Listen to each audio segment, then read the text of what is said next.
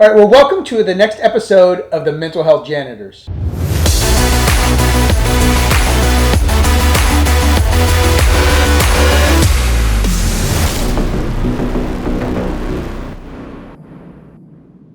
As always, I'm your host, Sergeant Q, and with me, as always, is Doc Jess. And yes, she will be a real doctor soon, because as soon as we get 100,000 followers, you're going to apply for your doctorate, right?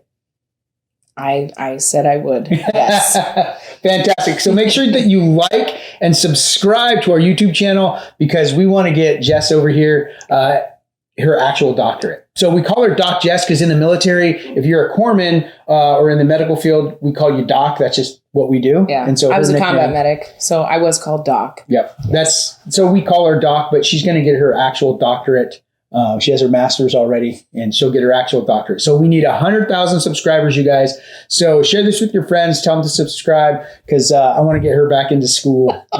It'll be awesome. She loves school so much. I barely graduated high school. It's a miracle I am where I am. Absolutely. So we have an action-packed episode for you today. We're going to go over some really cool stuff. There's a lot of information we're going to cover. First thing we're going to cover is some new advancements, the Calmigo, which teaches you how to breathe. And so we've talked about breathing techniques before. So we'll go over this really cool technology, the Calmigo. A new advancement, how to breathe. Right. Yeah. New advancement, how to breathe. This is like a breathing trainer. Yeah. Right. So we'll get into that. Then we're going to talk about ADHD and how do you create a plan for ADHD. The next thing we're going to talk about is some current events. So obviously the fires that happened over in Hawaii, we want to talk about that and how that impacts that community as far as mental health goes, and how it could actually impact you just witnessing it at home. If you've experienced a similar trauma with a fire or devastation like that, natural disaster, how it could be affecting you at home, even though you're not part of that initial disaster over there in Hawaii. And then we're actually going to take the really cool part that we do at the end of every episode is Jess walks me through some sort of mental health training or counseling session. And this time you're going to teach me how to build my own ADHD plan. Focus plan. ADHD focus. See, I don't think I got ADHD, but maybe I do. I don't know. We'll find out. All right. So let's get started, you guys. We're the Mental Health Janitors, and we help you clean up the mess in your head. All right, Jess, so talk to me about the Calmigo. So we've talked about breathing before, but you actually have a tool that trains you how to breathe. So tell me how you found out about it and what it does. Yeah. So I have it here today. It's a Calmigo, and it's a little... Go ahead, spell that for us. CALMI-GO. Okay, so we'll put those letters there so you guys can see it. And so it looks like a little inhaler, right? The important thing about breathing techniques for our mental health is what it does is it helps realign our nervous system physiologically back, like helps us with anxiety and that fight or flight mode that we've talked about in the past.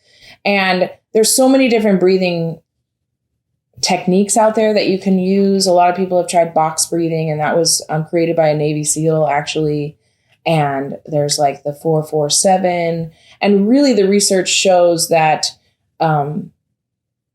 physiologically the help comes from your out breath and keeping a long out breath, a long and steady out breath, right? So the Calmigo has some really good research behind it. And what it does is instead of me counting, getting confused, counting 4-4-7. What this does is when you first get it, you can put essential oils in one of the things so you can smell the lavender as you're doing it. But I don't have to think about anything when I use this except for so I turn it on here and it does a little buzz. And all I have to worry about is getting these dots to light up and to buzz. And the way I get that is having a steady and slow out breath. So if I'm freaking out, I'm like, it's not buzzing at me. So I'm going to try to control my breath. Okay. I'm going to.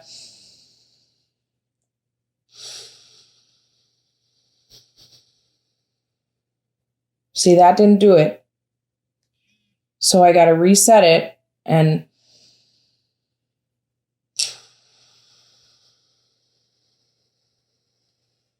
There you go. Okay. So I got one good breath. You guys might not have heard that buzz, but I did hear it buzz. The two little lights lit up. Okay. Yeah. So in my process, what I want to get is 5 to 10 of those good breaths. So if I'm doing it and I got one and I go, I didn't get another. So got another, right? And so I want 5 to 10 of those. And I do this once a day in the morning, once a day at night without feeling up. That's what the research for this shows, that even doing it when you're not, triggered or provoked, it still helps calm you for your day and calm you for nighttime. And then I also carry it in my purse because it's small, and I use it throughout the day if I'm feeling anxious or overwhelmed. So physiologically, what's happening in your body when you're doing that, when that out breath is happening? Like what's physically happening in your body? I have no idea.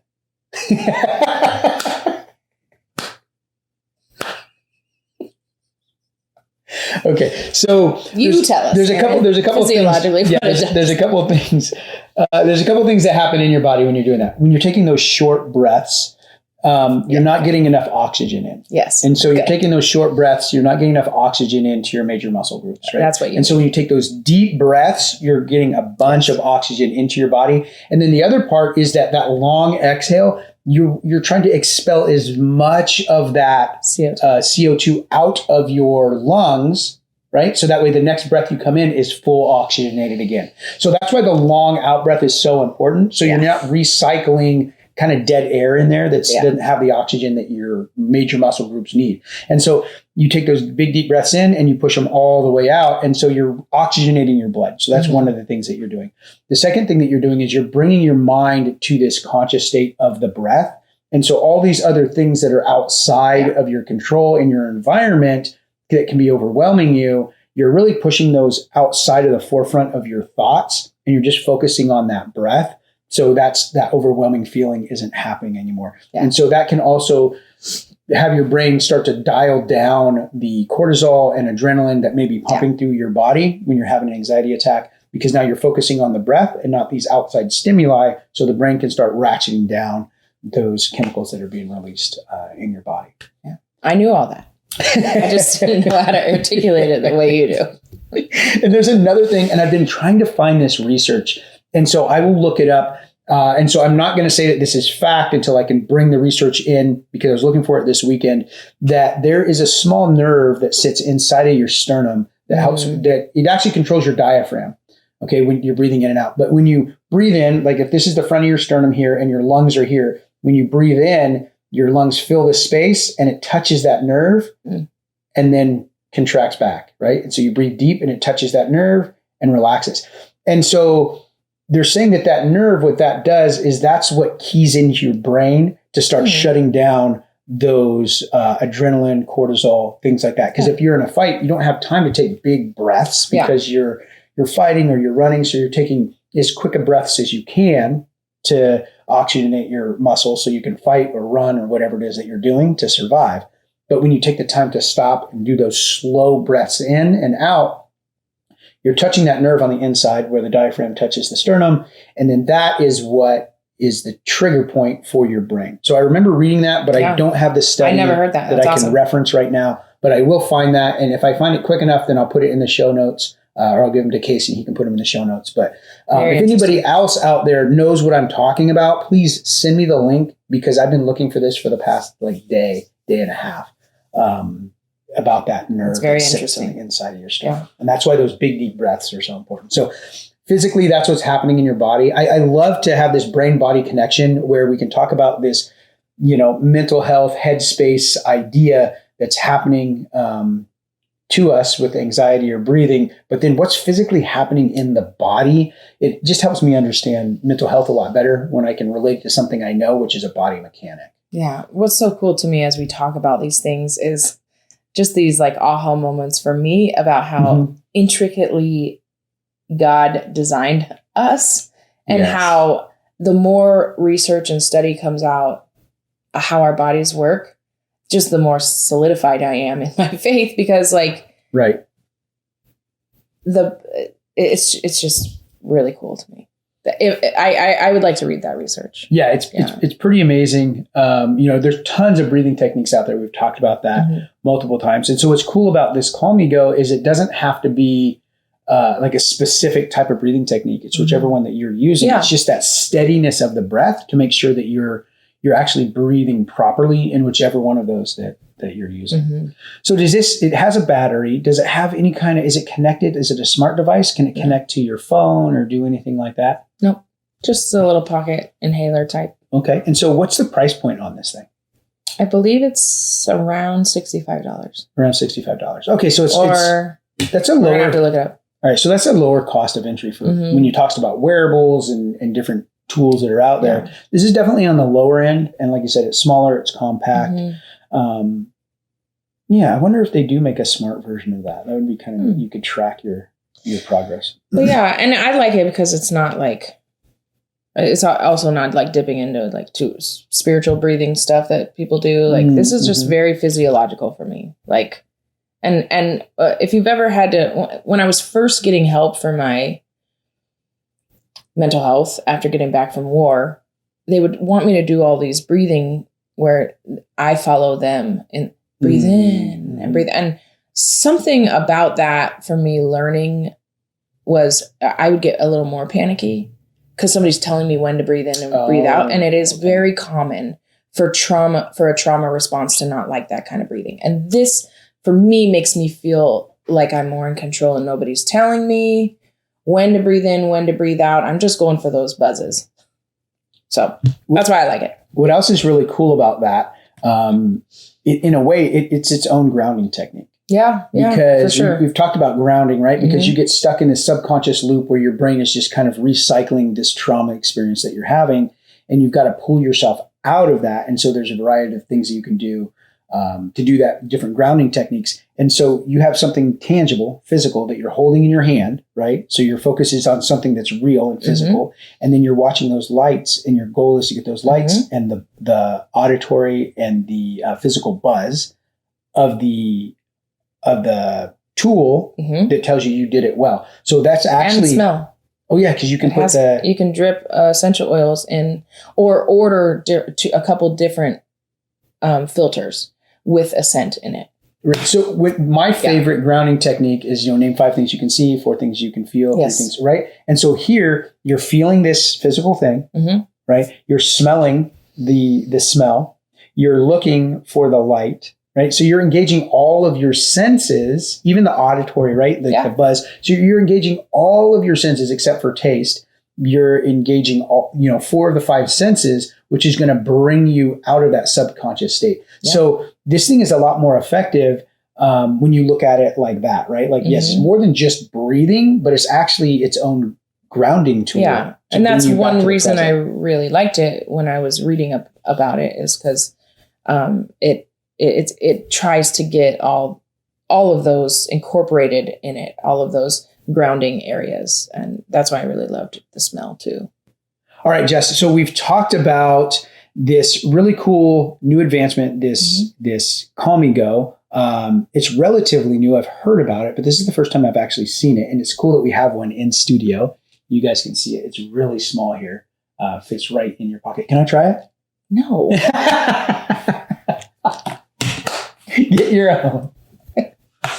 I thought about just opening it and acting like I was going to do it just to mess with you. But. I don't care. I'm not a germaphobe. No, I'm just teasing you. It's fine. So new advancements. So let's talk about putting some tools in our toolbox. First, let's talk about ADHD. There has been all over social media in the last probably like 3 to 6 months, there's been a tremendous amount of people talking about adult ADHD. Like, hey, I've been dealing with this my whole life, and I just got diagnosed, and these are, everything made sense now, and these are some things that I'm doing that are helping me take control of my life. And I see a lot of TikTokers out there. I see a lot of people on social media talking about this from their own personal experience. So it's really fascinating. So first, let's talk about what is ADHD. And then we'll get into some tools that we can use. Yeah. So a couple disclaimers I would like to put out there is because of social media and TikTok, YouTubers, Instagrammers who do their own research. I can't tell you the amount of clients that come in and have already diagnosed themselves with different things. And ADHD is a big one, right? So I do my own research. And that's why you can answer a lot of these questions better than I could. And that's why So do your own research. I would never take you on as a client ever. No, sir. But one thing to know is, and we've talked about this outside of here, is the D at the end of a lot of these things. ADHD, or attention deficit hyperactive disorder. Okay, so back in the day, it was ADD, attention deficit disorder. Okay, attention deficit, everybody has to a certain amount, a certain point. Everybody has attention deficit of, if you're reading a book you're not interested in, your mind is going to go. And there's just a spectrum of attention span that everybody has. And then there's also, and this is a trigger topic for a lot of people, but there's also children who are fed poorly, not given structure and discipline, and then they want to throw a diagnosis on it to make themselves not take responsibility for their lack of parenting, structure, discipline, healthy eating. Okay. That is absolutely out there.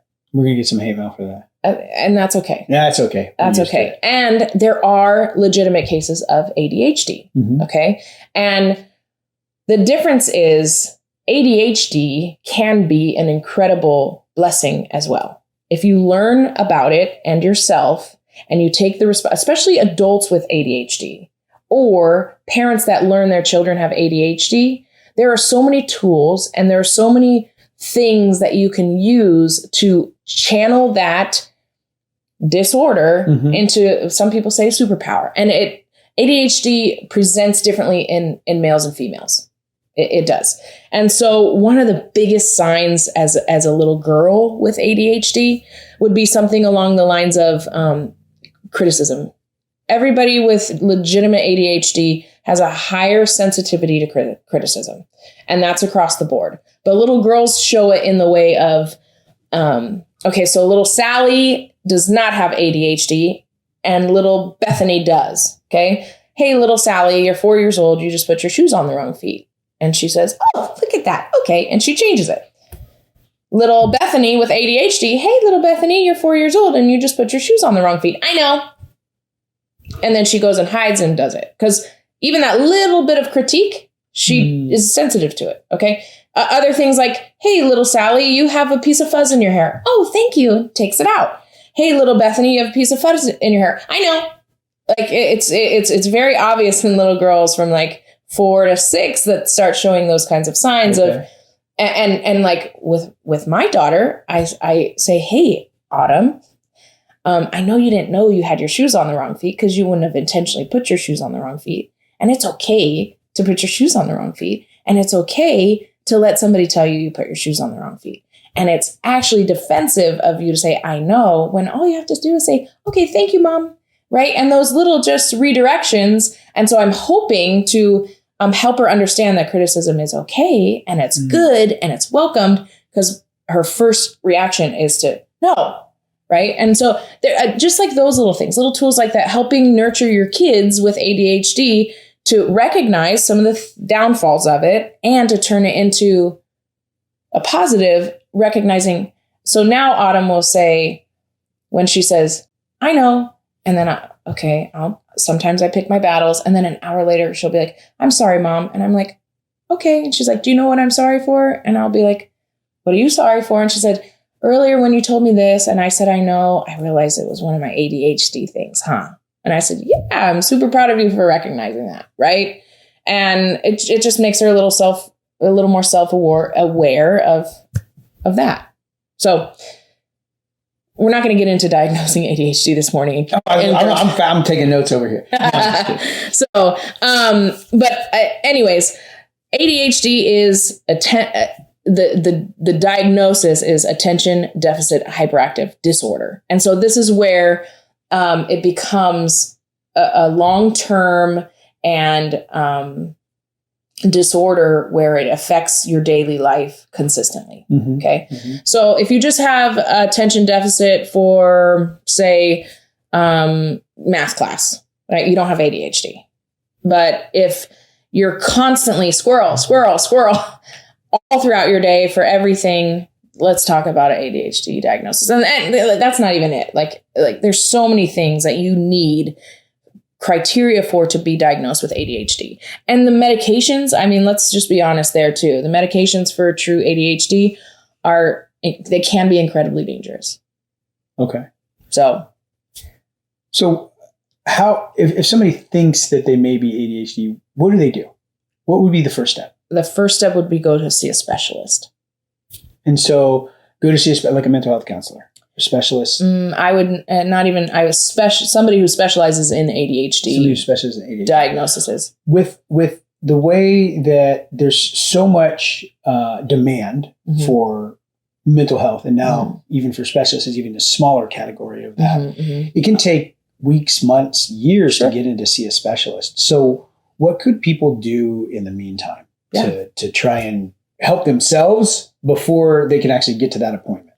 Well, that's a great segue into our awesome tool for your 2-belt today that everybody, I think, can benefit from.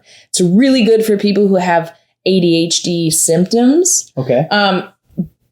And so this is something that has helped my husband and I abundantly in our own lives, and anybody who has any kind of challenges with focusing on getting something done. And so anybody can get access to this, what we're going to go over. It's called the Focus Plan. And you can find it on therapistaid.com, and it's a free downloadable. So let's go over it together. So, yeah. Okay. So this is called a Focus Plan. Yep. Okay. So we're just gonna highlight this because I'm gonna highlight it. We're gonna go through the whole thing at the end with you. So stick with us all the way to the end, you guys, because we're just gonna briefly go over this. But at the end, we're actually gonna go step by step, where we're gonna do the therapy session that we always do, which is super fun, at least for you guys out there. So she'll go through this whole thing with me, and we'll go step by step, just like you would in a therapy session. Or if you download this, you can do it yourself, and you'll get to see exactly what that looks like. But just hit some high points for me on this thing right now. Yeah. So it's just a 2-pager. There's step 1, step 2, step 3, step 4, and step 5. So if we start with step 1, it's going to be defining the task, and you write the task down. Step 2, you're going to break the task into smaller parts. 5 smaller parts and the time required for each part.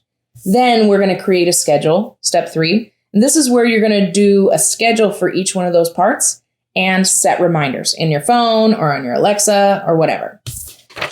Then we're going to prepare for the task. And the way we prepare for the task is we're going to literally talk about eliminating distractions. So sometimes things that distract you. Social media. 100%. Phones, TVs, scrolling. Okay. Plan for unavoidable distractions. So if my focus plan is to get my laundry done, unavoidable distraction could be grandma calls.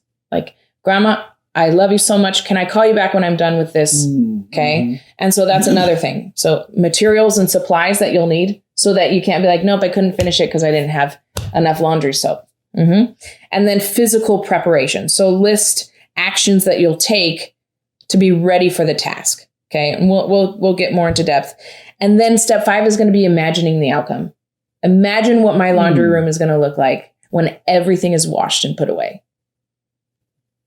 I like that last part, the imagining part, because that builds anticipation. And we know that anticipation is a huge driving factor for getting things done, is that anticipation. That's a podcast for another time. Yeah. Well, and research shows that imagining certain things, right? We're not like speak it into existence kind of people, but name it and claim it. Let's go. No, I'm just kidding. But when I did coach soccer for a high school, and I want to be any job or position I take, I want to be the best that I can be, and not with just the knowledge I have. So I'm constantly trying to learn. Like, I played soccer for a long time. I love the game. I don't know everything about coaching. And so I read books on research on how to be the best coach I could be. And a lot of research comes back with professional athletes that imagine outcomes, and they go through it in their mind of, okay, I get past the ball. I dribble through 3 times to the right, 3 times to the left. I take one more step up and I shoot and I make the goal in the top right corner. Like, visualizing stuff like that. And the outcomes for that kind of stuff proven with research to be very beneficial. Yeah, I write about this in my book, actually. I do. I write about this in my book. And what I remember is as a kid, I played basketball like my 6th, 7th, 8th grade year. And then my 8th grade year, I stopped growing and everybody else kept growing. So basketball was kind of out of the question after that. But I remember that they wanted us to increase our free throws. And so they would give us the ball and they talked about this study about visualizing it. And the research that they did is half the students just shot free throws for a week. The other half the students just visualized, or not half, I guess it was a third. A third visualized, a third shot free throws, and that was it. A third visualized shooting free throws, but never touched the ball. And then the other third shot free throws and visualized. And overwhelmingly, the ones who did better were the ones who physically shot and also did the visualization. You could see there was a marked improvement in their free throws than the other two groups. So, and I remember that as a kid. So when it came to like writing my book and doing this stuff, like I remembered that. So I went back and pulled that research out and put it into my book because it is very, very effective. So it can be in there. Yeah. So my high school soccer girls, they would make fun of me. Like, is it time for our imagination? I'd make them all lay down and breathe. And I was that weird coach. Like, okay, so, so-and-so passes to so-and-so. And I make them like visualize this whole like hat trick or something. And it was always kind of funny, but they also looked forward to it before every game. So, there's another really cool guy who I follow. It's called the Real Glenn Ben. Or Real Ben Glenn, sorry, the Real Ben Glenn. And you can find him on Instagram. He's really cool. He does some YouTube stuff. And he's a speed artist. So he's a speed artist. And so he can do this whole mural. You're talking like 10 by 10 mural. He can do it in like 15 minutes. And it's fascinating. And what he said, he struggled with ADHD his whole life. And he just thought something was wrong with him, trying to hold down a job or stay motivated to get things done. He'd have a ton of tasks that he started, but he couldn't ever like bring them to completion. So it used to, cause him a lot of stress in his marriage and his life and work. And so he became a pastor, youth pastor. And he said, this was great because all these kids are all over the place too. So he's like, fantastic. It's perfect. But it wasn't, right? Because then he's got a plan. He can't just like hang out with the kids all day. Yeah. But that's when he learned this. And so he, like you said, it became his superpower because now he knows and he understands it. And he's like, okay, I can stay hyper-focused on doing this art, do it well, really fast. And so he does this now. And when I met him earlier this spring, he was just getting ready to leave the ministry and do this mental health speaking on a full-time basis. So he does this art because it helps him. So he does a ton of art. You can buy his art, really cool stuff, very intricate stuff. But it's become his superpower because he's learned how to harness that hyper-focused part of his brain and just stay super focused and build this piece of art that will take him weeks to do. But the speed art, he'll do the speed art as like a presentation for 15 minutes, and then he'll sit and talk to the audience about ADHD. That's really cool. And about his journey and what they can do to help their kids. And so it's fascinating. Putting together a mental health retreat next September 2024. And I'm going to contact him and bring him out to do this because I thought it was so amazing to watch him do this and then talk about how his brain functions and how he's able to take something that everybody else looks at as a disability and something holding him back. And he was able to turn it around and build an entire career off of that and be super successful and help thousands of other people understand and harness the power of their brain as well. So I thought it was amazing. That's great. Great resource. All right, so we talked about some really cool new advancements with the Calmigo, training you how to breathe properly, which is super important. You think, I've been breathing for 40 years. What do I need a trainer for? Well, trust me, it's going to change your life if you learn how to breathe properly to bring you out of that subconscious loop.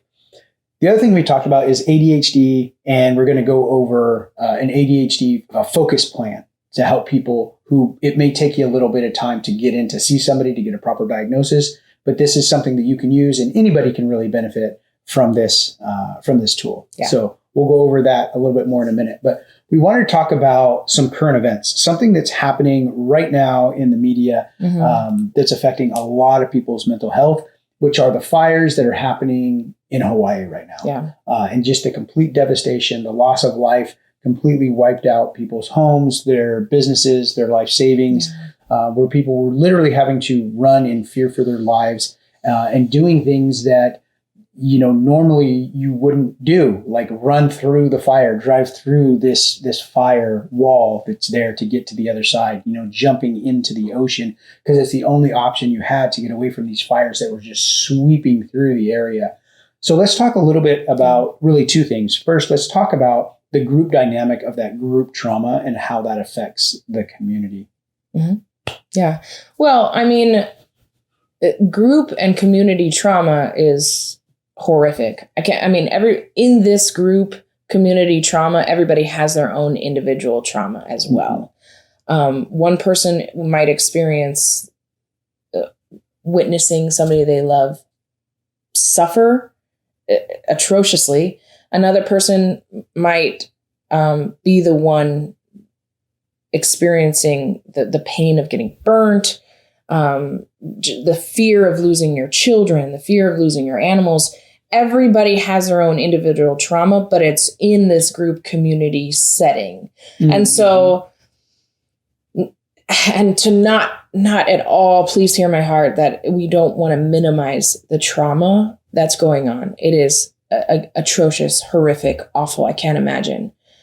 And it can look a little different in our mental health as we begin to recover once everything is settled, to be able to process things as a group in a community together. And so one way to look at that from a counselor's perspective is there's benefits to having one-on-one individual counseling for group community trauma, and everybody would benefit from individual trauma counseling from what they went through or witnessed or felt, but also the benefit of group counseling for that group and community. Because some of the greatest growth that I went through in my process was in a group of other soldiers who experienced similar things as me, because there's validation, there's a different sense of understanding, and we can genuinely kind of bear one another's burdens a little more than if I got shoved into a group counseling for something else because I was a female. I didn't get as much benefit from it as I did with people that went through something similar as me, if that makes sense. No, it does. And a lot of times when you experience trauma, it can be a very isolating feeling. Yeah. Like, I'm the only one dealing with this. I'm the only one that's been through this. Mm-hmm. And so that isolation just makes things worse. Yeah. And so when you can see that you're not the only one, having a hard time with this, everybody went through this and everybody is suffering, maybe in a different way and in a different level, but everybody's experiencing this. It normalizes the experience. Yeah. And so now you don't have to that shame part of it goes away. It's not like, hey, I'm going through my day and then out of nowhere, I just burst into tears. Yeah. And I don't understand why. I feel weak. I feel like I'm the only one dealing with this. But when you're in that group dynamic and everybody who's had that similar experience and somebody else says, hey, I deal with this, everybody in the room's like, oh, I'm not the only one. Yeah, exactly. And so that's where that group dynamic can really be beneficial when it comes to healing the community of that trauma, because everybody's in it together. And it's not like, oh, I'm the only one. I'm the weak link. I'm the one holding everybody back on the team. Yeah. It's like, no, we're all one team. We've all had this horrible experience together. And so we can all move forward together. There's also a lot more compassion for one another. Yeah. That's one thing that I saw during COVID was that, before we talk about mental health and people kind of blow it off or they kind of look down on it or this or that. But when everybody in the world is experiencing these mental health conditions because of COVID, the fear, the isolation, all of those things, it really brought the conversation to the forefront, because now we have a lot more compassion for one another because I've experienced this on some level, so I have more compassion for you. And so when the entire community is affected by a natural disaster, they have a lot more compassion for one another and can help lift each other up. Yeah. And they all get better together. So, yeah. And I would if you were to ask, how can you be a support to the people going through the trauma, or if it's triggering for you, if you've been in a fire or had a traumatic event, a natural disaster that's affected you, first and foremost, what comes to my mind is just the process of grief and loss. And Right. that's those 5 stages of grief.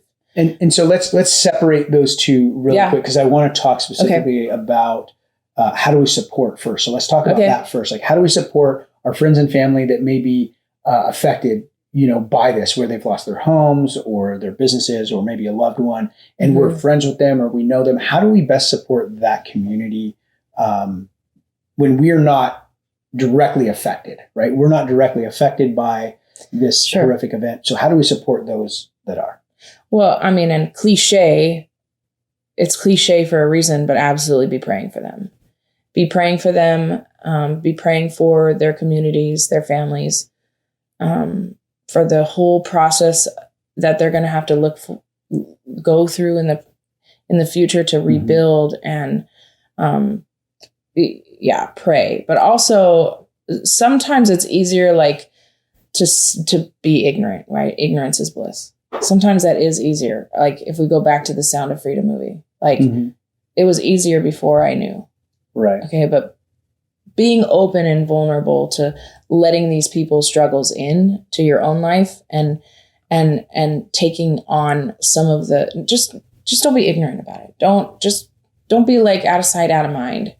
At least be praying for them at the least. Right.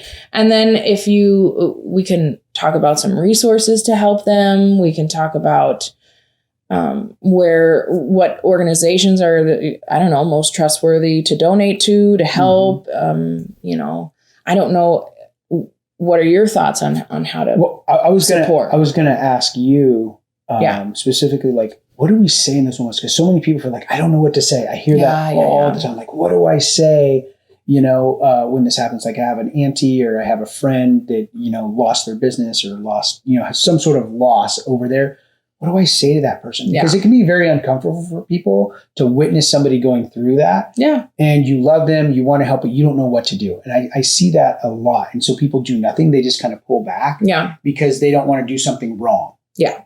And so what can we do that's very simple that we can do right to support them? 2 parts to that. The receiver, the one going through the trauma, please remember that even if people say the wrong thing, their heart is to try and help. That's just, we have to look at the intention there. And yes, people are just sometimes ignorant or unknowledgeable. The giver of the comfort, right? I would say first stop and pause, and is what I'm going to say be helpful or hurtful? It's always hurtful to try to compare your trauma with their trauma during the moment. So you don't want to go in like, oh, I know what you're feeling. My stove caught on fire once and it was really scary for me. Like, no comparing, no one-upping stories, just listen. And I would say if you know somebody, anticipate their needs. So if they're going to need groceries delivered, just do it. Without them knowing, just deliver groceries or say, I'm coming. If you're close to them, obviously we're not in Hawaii right now. So there's some of these things we can't do. But I wouldn't, the first and foremost is don't try to make them feel comforted by telling them one of your stories. That's not good. So it's like, for instance, and it's funny, that's kind of like our natural go-to, right? Yeah, is to try and build some sort of connection and share like, oh, I've experienced this, to try and connect with them on that level. But in this case, you don't want to do that, because I teach employers how to do that with employees, to try and connect with them on that same level. But in this case, that's not what you want to do. Yeah. Well, I think about, some of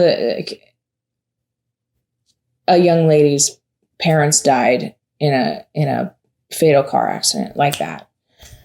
And I was counseling her for a while, and still off and on, but she's just doing so much better. Anyways, in the process, other teenagers would try to, with good intentions, connect with her on that way and say, yeah, I know what you're feeling. Our family dog died from cancer last year, and he was only 8. And, that doesn't help. It doesn't help. Right. I don't care what your intentions are. It doesn't help. So if you don't know what to say, don't say anything. It is safer than saying something that could be hurtful.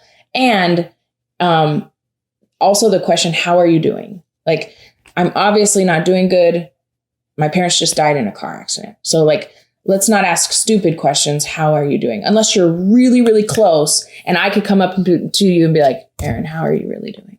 Right? Like, that's different. But just like, hey, how you doing? Like, I'm doing really crappy. Like, obviously, but people don't want to say that. They want to be strong and they want to, I'm doing okay. Just, hey, I can't imagine what you're going through right now. What can I do to help? Do you need groceries? Do you need childcare? Do you need me to call a boss? What do you need from me right now in this moment? Right. And do you even know what you need? Right. Do you want me to help you figure out what you need? If that makes sense. It does. So that's the question that I always lead with is, how can I best help? Yeah. Right. And you're asking them now, what do they need from you? And a lot of times they're going to say, no, I'm fine. Right. Yeah. So you may have to ask the question again. No, how can I best? I want to be able to help in some way. How can I best help? Mm-hmm. They may not know. Like, they may be so overwhelmed with emotion and everything that's happening. They may not even know where to begin to ask for help. Yeah. That's very common. I see that a lot. So if you ask them this question a couple of times and they say, I don't know what I need. I said, okay, well, let's talk about your basic needs, right? Yes. Food, perfect, shelter, water, clothing. Like, what are your basic needs? So are your basic needs being met right now? Right? Do you have a place to live? Right? Mm-hmm. Do you have a place to go? Do you have food? Do you have water? Do you have clothing? Do you have these basic things perfect that we all take for granted? Yeah. And I always start with that. Mm-hmm. Do you have a way to contact your parents? Do you have a way to contact your friends? Because maybe they don't. They lost everything. Mm-hmm. They lost their phone. Mm-hmm. They lost their way to communicate. Mm-hmm. So maybe they don't have that. Maybe being able to just use your phone to call a loved one or mm-hmm. send a message or put something out on social media, Facebook. Like, you never know what they're going to need, but just asking a lot of those types of questions mm-hmm. really will help. And it'll help them with that decision-making process of, oh yes, I do need to actually have some clean clothes because I'm still walking around in these clothes that happened during the trauma. Yeah. And to get a shower and some clothes would be great. Yeah. Now, you may not be able to have the answer for that, but you can go find a resource for them. Yes. Now, they don't have to go find the resource. You can go find the resource and then bring it back to the individual and say, okay, here's where you can shower and here's some fresh clothes. Do you need help getting there or can you get there on your own? Oh yeah, I don't have a way to get there. Okay, well, let me get you there. Right. So those are the types of things you want to help in a way that's valuable to them. Yeah. And how you know that is just asking the questions. Yeah. And remember, helping is selfless. It's not to make you feel better or to be like, oh, well, I helped. If what they need is a ride and you have the time, but anything else, like, do it, sacrifice, serve. Where if you genuinely want to help, serve in the areas they actually need help. Like, I'm not great with kids. I'm actually really good with kids. I don't like kids, but if that's what I'm trustworthy with kids. So if they need me to take their kids for 2 days while they figure things out, I'm going to take their kids for 2 days. I do it against my will all the time. But that's because that's their greatest need in the moment. They don't need to worry about feeding their kids, clothing their kids, bathing their kids. They know I can do that. I can help with that. And that's what I'm doing to take some of the burden off of them in different traumas that I've experienced in the past with people, my loved ones. Right. And so just think before I speak. Don't try to compare stories in the moment. How can I best serve you? Yeah, exactly. How can I best help? And that I ask that a lot, or even in relationship, I said, how can I best add value to whatever we're doing? Or how can I best help you solve this problem? Because maybe they need somebody to tell them the answer. Maybe they don't. Maybe they just need a specific resource because they've already got it figured out. But if you go in there with, oh, I know what you need, and let me tell you what you need, that's probably not going to be helpful and it's going to damage the relationship. But if you can ask those questions, then you find out what their true needs are, and then you can try and help them the best way that they can receive it. Yeah, that's good, Aaron. So, yes, it's a difficult situation. I've actually been working with the Hawaiian Royal Guard. I met them earlier this summer at the Muckleshoot Powwow. And so I've been working with them to build a mental health program that the Royal Guard can use for the youth.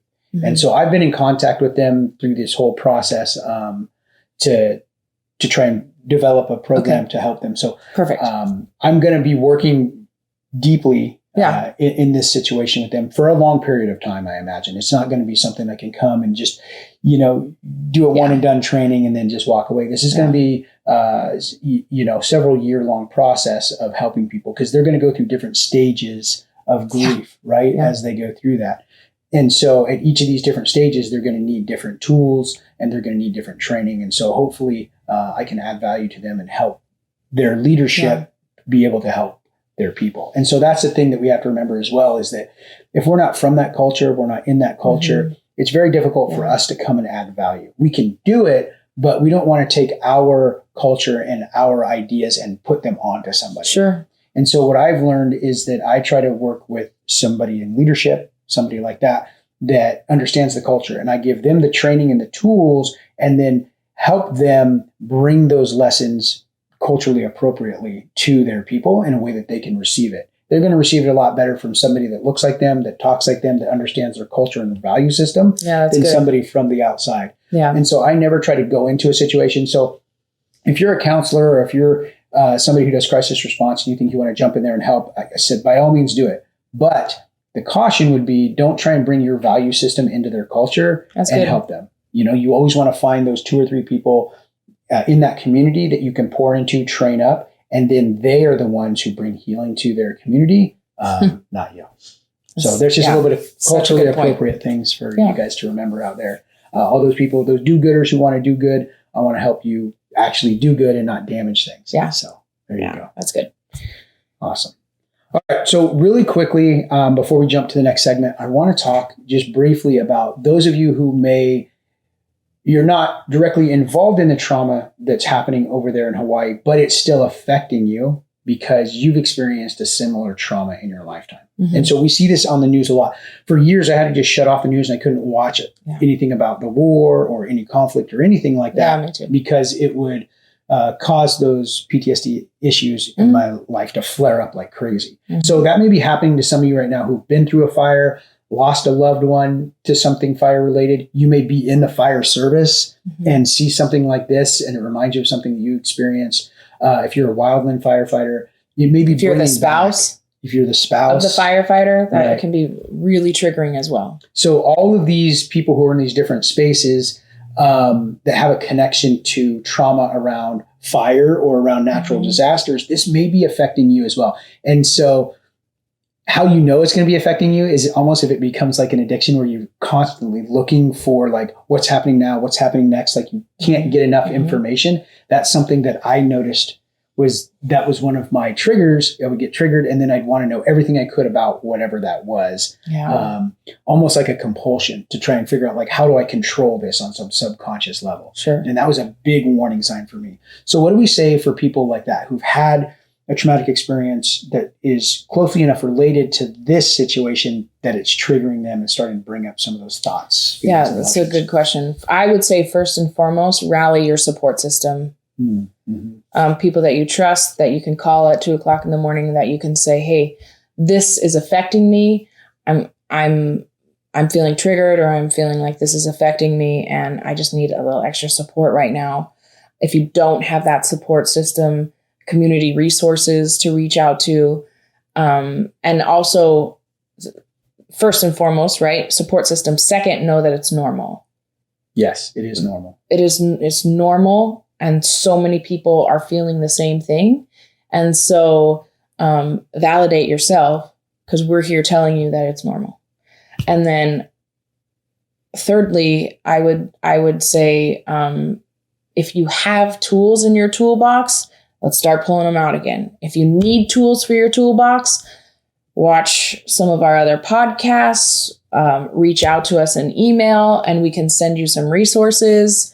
Yeah, if you don't have anybody else, I'm happy to be a support system to you, or veer you towards resources that need. Can you think of anything else? Well, I was going to say, Q Actual sponsors this whole podcast. Yeah. Right. And so this tool is designed to do exactly what Jess was just talking about. Exactly. Right. You download the app. It's totally free. You can download it and use it. It's totally free at its base model. And that's anybody. And so what you do is you download this app. You select 2 or 3 of your close friends, like Jess was talking about, your squad that can help you when you're struggling with mental health.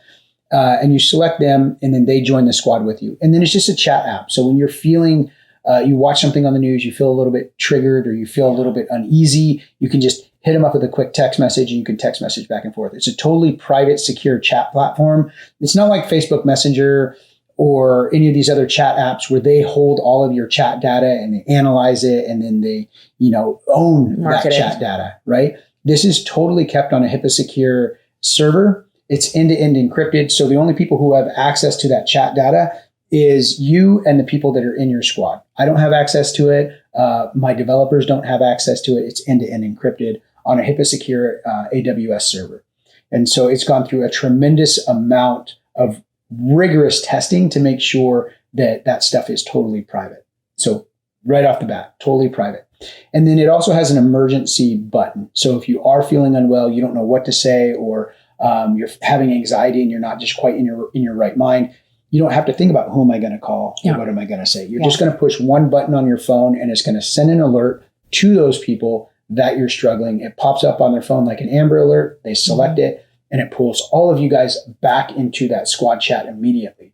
But if you initiate the signal before it brings you into that chat, it's going to put you through a grounding technique, which is going to help you regain that rational thought process as you're going into that chat so you can have more effective communication. So that's free out there, you guys. You can upgrade to the paid version here next month. We're going to have some other cool features on it. But those features that I just talked about will always be free from here until the Lord calls me home and somebody else is running the company.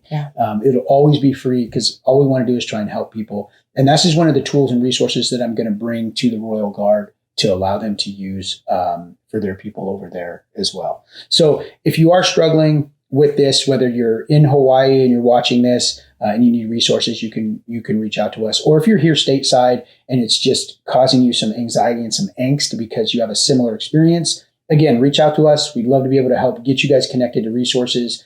Download the app, utilize it, totally free. So there we go. And that's so crazy because I wasn't, when you asked me that from a mental health professional, support, validation, tools. Mm-hmm. And the app, you will have access to tools. To help with those. And there's a whole this was not planned. I know. It's just you set me up perfectly for it. Didn't I? But that's why we built the app. That's why it works. Because everything that you just talked about that we need to do to help people, that's why we built the app. And I got to be honest, I can't even really take credit for it. I prayed about it and I asked the Lord to help me because I had all these tools and resources and trying to help veterans. I felt like I knew I needed a better way for people to communicate. I knew that I was building a communication tool, but I felt like I was putting together a puzzle, had all the pieces right there, but I didn't have the box I knew it was supposed to look like. And so I just prayed about it and I asked the Lord to show me what I was supposed to be building. And he did. And it says in the Bible, that anybody who is lacking knowledge to ask the Lord, he gives it freely. Yeah. And he really did. So I can't take credit for designing this app. I woke up the next morning from that prayer with a vision in my head. And I sketched it out in a notebook, and I still have those original sketches too. Holly teases me, says she's going to hang it on the wall like a Da Vinci drawing. I'm like, well, they're not that good. Trust me, they're like on the back of a napkin. But that became the blueprint for the app that we built, and then it's gone through clinical studies and had all kinds of amazing results. So anyway, totally free for you guys, and they're the one who actually pay for this podcast to be produced because it does cost money to put this stuff out, build this stuff. We don't get paid, but it does cost money for the lights and the cameras and the production and value and all of this stuff, putting it out. Like it does cost money and they cover all of that because they want to make sure that, that we're helping people. That's what we want to do. So enough about that. When I get my doctorate, I will be charging a lot more. Yes. Wait a minute. Just kidding. Okay. All right. So we've talked about some new advancements with the Calmigo, which is a super cool tool that you guys can check out. Really easy to use. We've also talked about ADHD and how do we deal with that? What is it? And how do we work with that when our brain operates in that capacity? How do we work with that? And we talked about a plan. We also talked about current events and how that may be affecting mental health of people in Hawaii who are just went through the devastation of those fires and how it may be affecting those of us who have loved ones over there or who've maybe experienced a trauma themselves, very similar, and how that can be kicking up some mental health issues for you. So we've talked about those 3 things. And now we're going to get into the actual focus plan right here. And so Jess is going to go through this with me, and we're going to build one of these things out. So this is the part that you guys love, and it's a little bit difficult for me, but I do it every single time. But before that, I really want you guys to understand, like, we call this the mental health janitors. We help you clean up the mess in your head, but we're literally in a janitor closet. So you guys don't get to see that. You guys just get to see, us right here in the camera frame. But I'm going to do this. I'm going to take a quick video with this and just show you guys what it looks like from our perspective inside the janitor closet. So you guys are going to get a behind the scenes video right now of what it looks like here in the studio. So there's Jess, and this is kind of what you guys see here. Right here, you see her, and you see all the stuff in the background. You see me over here, and so this is what you guys typically see. But this is what we see right here. Okay, so there's Casey. Say hi, Casey. Hey, So we're literally in a janitor closet right now. So you can see it's totally unfinished. We've got lights hanging up everywhere. We've got this super, super expensive camera right here on this very cheap $10 tripod right here because we forgot the other tripod. But we really are in a janitor closet, you guys. So that's just kind of a funny little nuance piece, is that we really are in a janitor closet when we are filming this. So we try to be as authentic as we can when we're working with you guys. And so we just wanted to show you guys that. We talk about doing this every time in the studio. Like, we should show them that we're really in a janitor closet in my building. And so, yeah, that's where we're at. All right, we'll get back to it. Focus plan. Wait, let's do some more photos in here. Okay. No, you just said focus. I was just messing. Oh my gosh, I hate you. She's like, okay. All right, focus plan. Focus. What's the focus plan?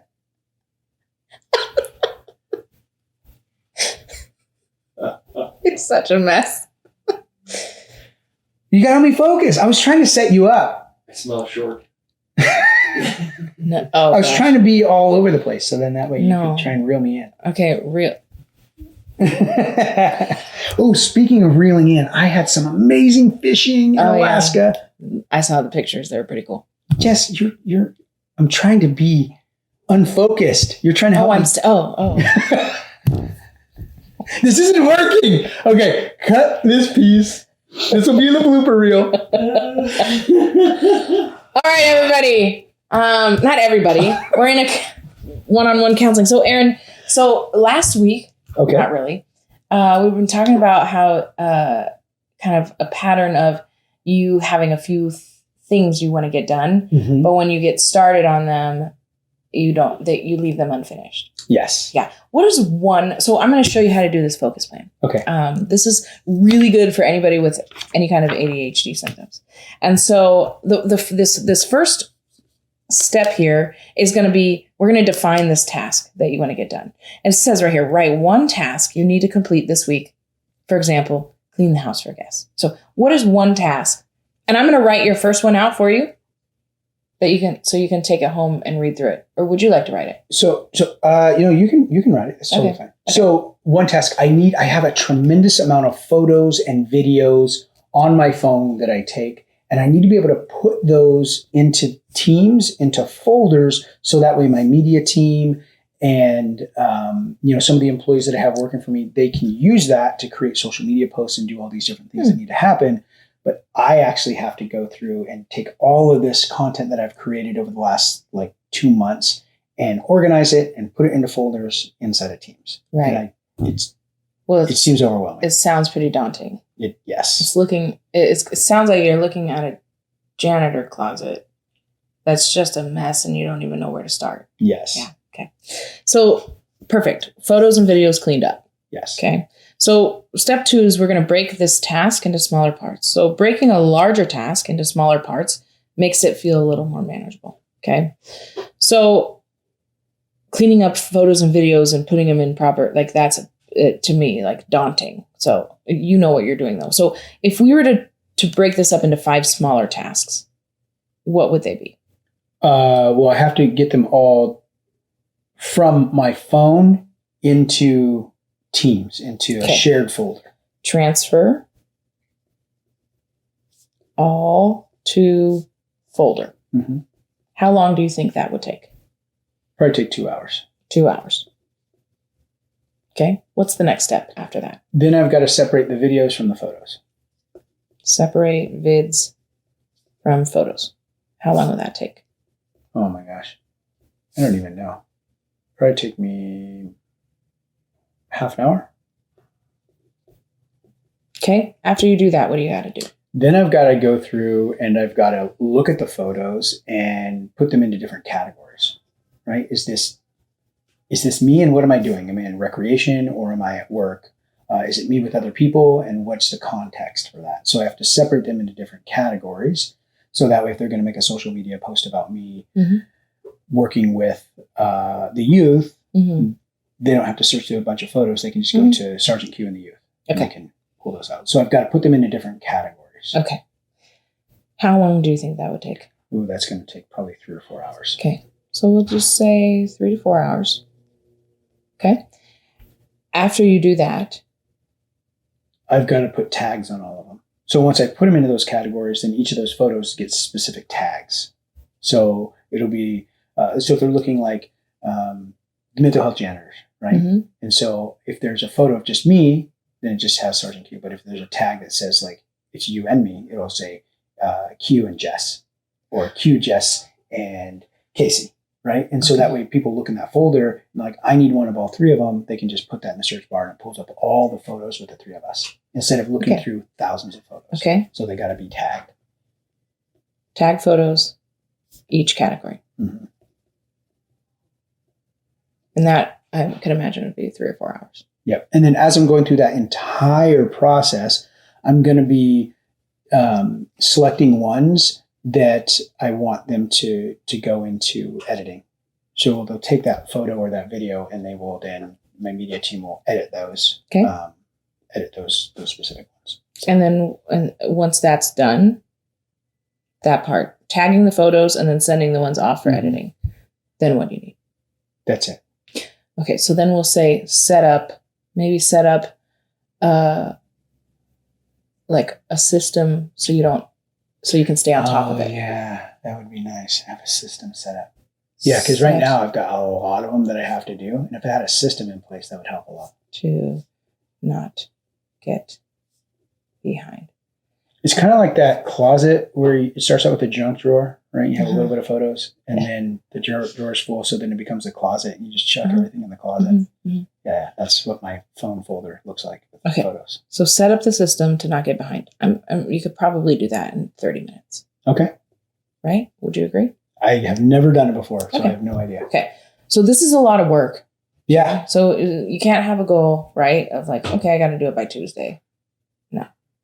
Today's Tuesday, but so we're going to set a schedule for these things.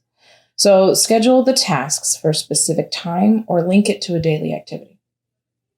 So like, so also plan how you will remember to work on the task. So, for instance, this first transfer all to folder. We're just going to start with that. Okay.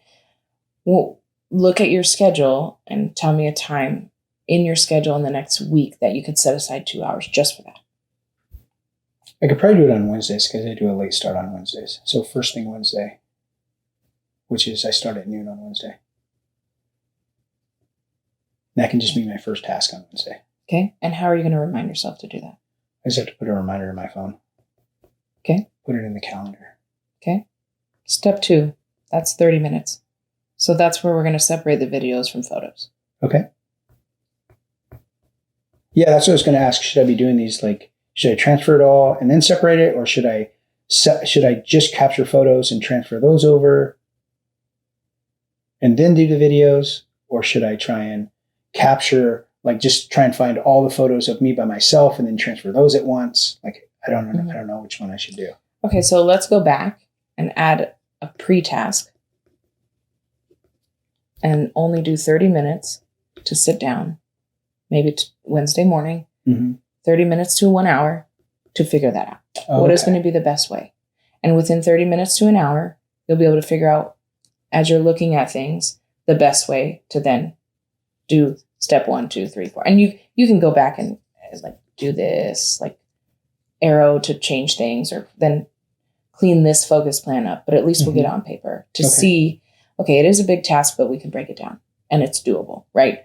So let's just put some of these things on the schedule. Okay. So step 3 and 4 are going to be the longest. Yes. So let's break them up. I would break these up into 2 each. So categorizing the photos and videos, an hour and a half and an hour and a half.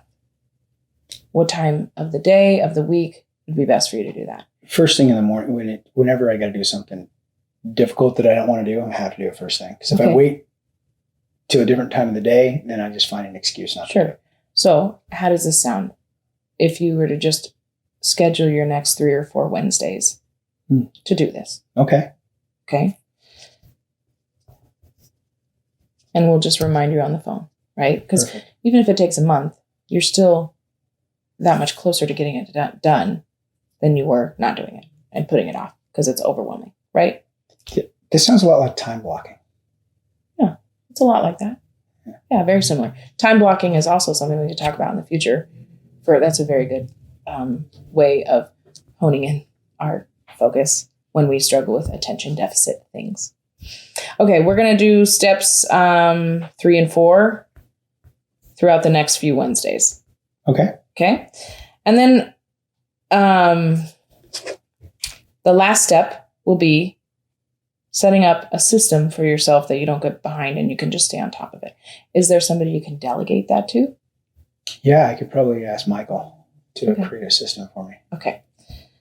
Delegate Michael. Good. Okay. So we're going to move on to step 4 and we're going to prepare for this task. So if we're thinking of, I think, and correct me if I'm wrong, because this has to be your, like you have to buy into this. Wednesday mornings spread out might be kind of a good time for you to give your focus to this specific task that feels daunting, correct? Yes. Okay. So step 4, we're going to prepare for this task and we're just going to have in our minds Wednesdays. So on Wednesday mornings, some distractions that can get in your way. Oh, emails and responding to messages, looking over my appointments for the day. Because I noticed that if I start looking at my appointments and I start preparing for each one of those, and then I'm kind of off to the races. Okay. So not looking at the calendar, not doing those things. Yeah. Cool. So how about planning for some unavoidable distractions? So, I try to always put my phone in airplane mode. Perfect. And then I always put my headphones on. So if I'm working on something, I don't want to be distracted. I'll put my headphones on, and everybody that works with me and my family, they all know, like if the headphones are on, don't bother me. I've bothered you several times when you have headphones. That's the rule. Everybody knows. They'll come in, they'll see my headphones, they'll be like, okay, I'll wait. Mm-hmm. Okay, cool. Material and supplies. What are you going to need for these tasks? I need to have my laptop and my phone. Laptop, phone. And probably a notepad so I can take some notes as I'm doing it. Yeah, and maybe some water. Water. I want you, when you sit down to do this, I want you to think of all the things that you need so you don't have to get up and then get distracted in the kitchen with something. Like have a water, have something to snack on. Okay, yeah, water and a snack. Okay. And then how are you going to physically prepare for this? Get a good night's sleep the night before? Yeah, I didn't even think about it. Yeah, get a good night's sleep. So Tuesday nights, have a reminder on your phone. Like go to bed at a certain time because you have an important task to do in the morning. Right. Okay. I didn't even think about preparing the night before. That's great. Huh. Okay, so now step 5 is you're going to imagine the outcome. Close your eyes. You're watching, Casey? Okay. All right. Don't let her do nothing to me. Okay, so you come into the office and you open up your laptop and you see 7 categories, all labeled. You open up one category. Every single photo is tagged with who's in it. You also have an 8th category that you have a shared account with your editors, and everything's in there, ready to be edited. And you have an email from Michael that says, hey boss, I've got this system set up for all of your photos that you take. Send them to this email and we'll categorize them for you. How does that feel? It feels really good. It feels relief. Yeah. Okay. Now get to work. All right. Just kidding. Hey, well, I mean, what did you think about that process? I liked it. I kept trying to throw you curveballs where I kept trying to get off track. So you'd have to bring me back. Oh, did I? Yeah. Well, no. Yeah. I kept saying well, what if I did this? Or what if I did that? Or what about this? And you gently just kind of brought me right back to the goal, right? Which was doing this. But I kept trying to throw things out to distract. So I think this is good. So my wife does this thing called time blocking now. And as we were going through this, I'm like, this sounds a lot like what she does with this time blocking, where she has a specific time, specific day where she has these tasks and that's all she works on. And when that time is ended, whether she's finished or not, she's done. Yeah. And she moves on to the next task and gives all of her attention there. Multitasking is a myth. You don't really get anything accomplished when you multitask. You're getting 10% of everything done instead of just focusing on one thing and knocking it out. So that's what this reminded me of. Now, this is a lot more in-depth than what time blocking is. But I can see how this would be incredibly helpful. I know it's helped my wife and my daughter both. And I do a similar thing. I have a checklist of things, right? And I just keep checking them off. And I work on that whole thing until it's done and I can get it off my list. Yeah.